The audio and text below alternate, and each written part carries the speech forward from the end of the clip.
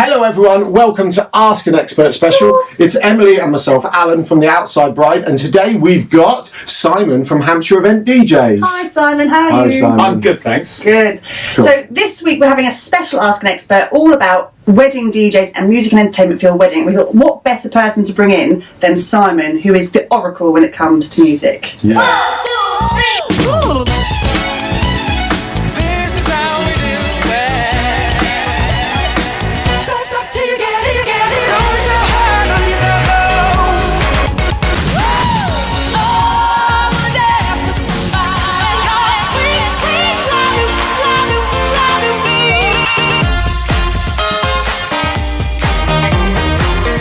Baby, this is what you came. One kiss is all it takes. All it takes. I'm a different person. So Simon, let's tell us who you are, what you do and what you're all about. Well, I run Hampshire Event DJs, and we're a group of 5 DJs. We haven't spent years in church halls doing mobile discos. We've all come from a broadcast or events background. That gives us a different perspective on doing the job. We find lots of younger couples have horror stories about DJs, weddings that they've been to where the DJs haven't played the music that the bride and groom have asked. We think that's actually the reason why bands have become so popular, because couples feel they have a bit more control over the music if they've approved a set list. I think people always think about DJs as being like in the 1990s, that kind of really bad. Well, here's the thing. If they've been doing it years, they'll be in a comfort zone and they'll have songs that they know will work. But what they aren't considering is that those songs might not have positive emotional connections to younger couples, because music is all about emotional connections. And you're going to have negative emotional connections to songs that perhaps weren't around before you were in your teens, which is where everybody forms those strong positive emotional connections to music. I don't bang on about the 90s Indian Britpop at all. I don't know what you're talking about. Yeah. So in terms of Hampshire Event DJs, what makes you different from other sort of DJs and out there? Well, our advantage is that we are a brand, and it doesn't matter which one of us turns up, the equipment looks identical. We've invested in uplighting to make the room look nice. We do have some movement lighting on the side of our rigs, but that works on the ceiling and creates some movement so it's not blinding people where they're dancing. And because we're all from a broadcast background, we know that it's not what you say, it's what you don't say, so we don't use the mic much, and we're totally on point with the music. We will take as much or as little guidance as a couple wants to give.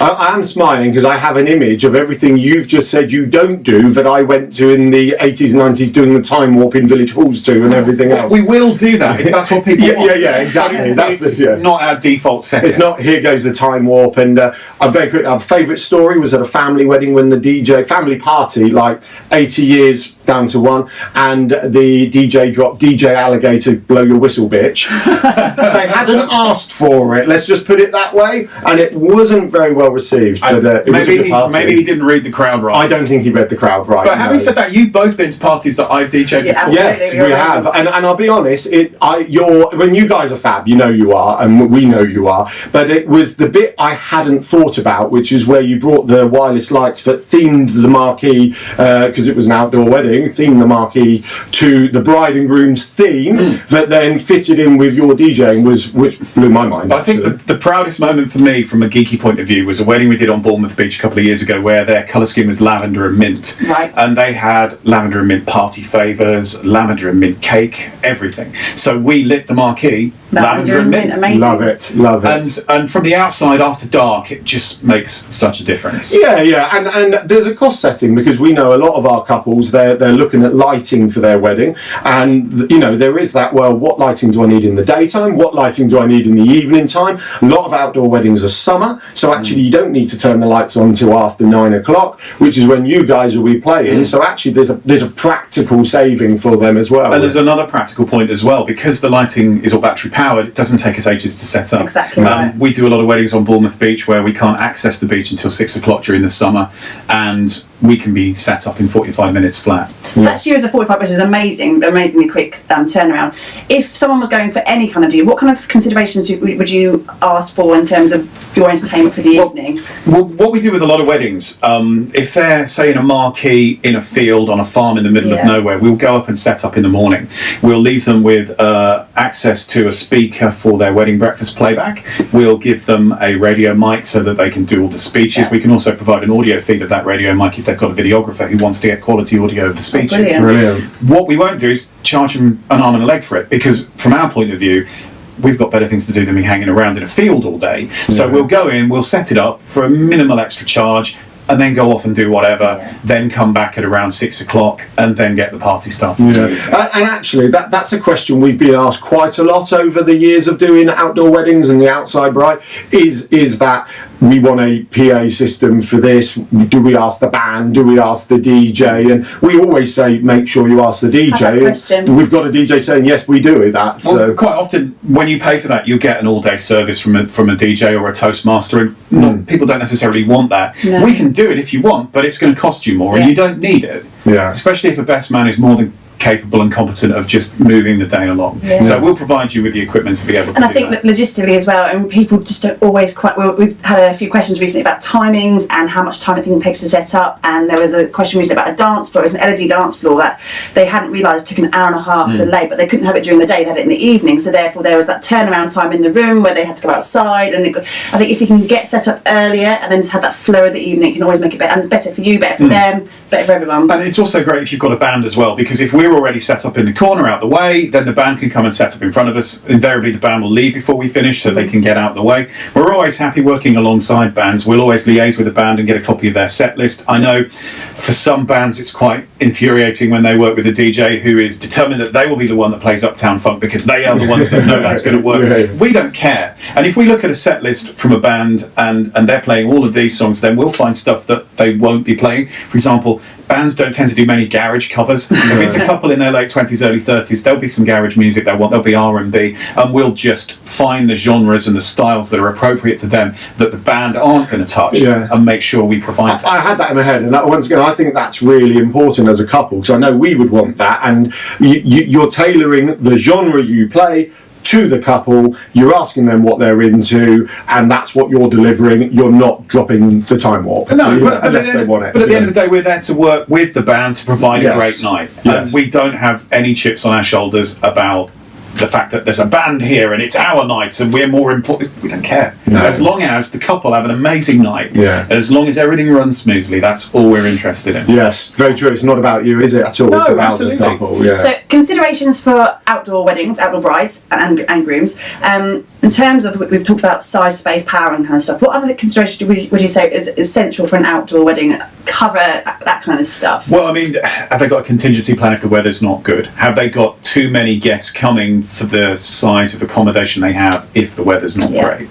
I think that's probably about it, really. I think so. I mean, we have a lot of chats every week on Ask an Expert about what size marquee, how do we lay this out, and everything else. And, you know, all you're doing is reiterating what we're saying, which is, what is your wet weather contingency? Have you got enough space? We're slowly going to wrap this up. A couple of questions. What do you like about I know, like say, I know you've done gardens, beaches, forests. I know you've done a plethora of I love the word. I know, we try and use that word. A plethora of outdoor weddings. What ones are your favourite? Why do you enjoy them specifically over, let's say, like a hotel wedding? And anything else you want to share about outdoor weddings? The nice thing about outdoor weddings is that you are part of the entire day. Yeah. And one of the last outdoor weddings I did was at Piesmead Farm in September, and it was for a waitress for a catering company that we did quite a lot of work alongside. So because a lot of the staff were there for the party, I got involved and helped out. I was acting sous chef, which was brilliant fun because I always wanted to be a chef. But then later in the evening, you know, someone's got to collect the glasses. So everyone else is there to have fun. So I took that upon myself to do a little bit of that. And it's nice to be there to be witness to the whole process of the day occasionally. And also, if you're there setting up by 3 o'clock and you've got a couple of hours to kill, you can go and sit in the back of your car. They'll feed you. And if it's a nice summer's day, there are worse places to be. No, that's so true. That's the sign of a good wedding supply, that person who's willing to get involved and get to know the couple and help out where they can. And, we see both sides, and you know, we say, no, trust us. Suppliers aren't trying to fob you off. That we're nice people. You know, we're all nice people. The majority of the world is. And we just want to get involved and help out and make sure you have a fab day. Well, that's it. If you have an emotional investment in the client, it's nice for you to be able to be around, to be part of the whole day, and naturally you're going to want to help out. Yes, very true. So last question then, Simon, what is your favourite banging tune on the dance floor? at the moment. I know it can be. You could have primed me. I love Juice by Lizzo. Do you? Oh, I yes, I had don't- that on the card today. I don't know. I've not heard it. Oh, No, it's because it's not from the 90s, mate. No, I know. It's kind of like a female Bruno Mars. Yeah, oh, okay. Awesome. But I don't know. The thing is with that song, as much as I love that song, is it well known enough to fill a dance floor yet? Yeah. Because there's a certain amount of psychology with an evening, and we always use that first part of the evening to be able to play stuff that demonstrates that you do have modern music, and it's also a good opportunity to play the stuff that will have positive emotional connections with a couple that people necessarily won't dance to, because the early doors, unless you've got a big group of bridesmaids who've been on the sauce all day, very rarely will the dancing start early on, especially if you've got evening guests turning up who haven't seen the daytime guests. There's a fair bit of socialising that will happen first, and that's the opportunity for you to play stuff like that that's going to make people go, yeah, this is nice. True. They won't necessarily dance it because they won't feel comfortable enough dancing it because it's not familiar enough for them, but you can still Get that set your atmosphere. stall. And then if they know you've got modern music, they'll come and ask for it later. Oh, that's cool. Right, so guys, we are going to put all of Simon's and links to his website in the description below, but just for anyone who's watching, what is your website? We are www.hampshireeventdjs.co.uk. You can find us on Instagram with Hampshire Event DJs, and obviously Facebook as well. We've got loads of reviews from nice couples. Links in comments below. As always, please do subscribe to our channel. A little circular thing here. Click on that. That will let you subscribe. Give us a thumbs up. Let us know your favourite tune in the comments beneath. And podcasters, we hope you've enjoyed today as well. Thank you very much. I'm wearing a black and flamingo Hawaiian shirt, podcasters. See you later. Thanks. Bye.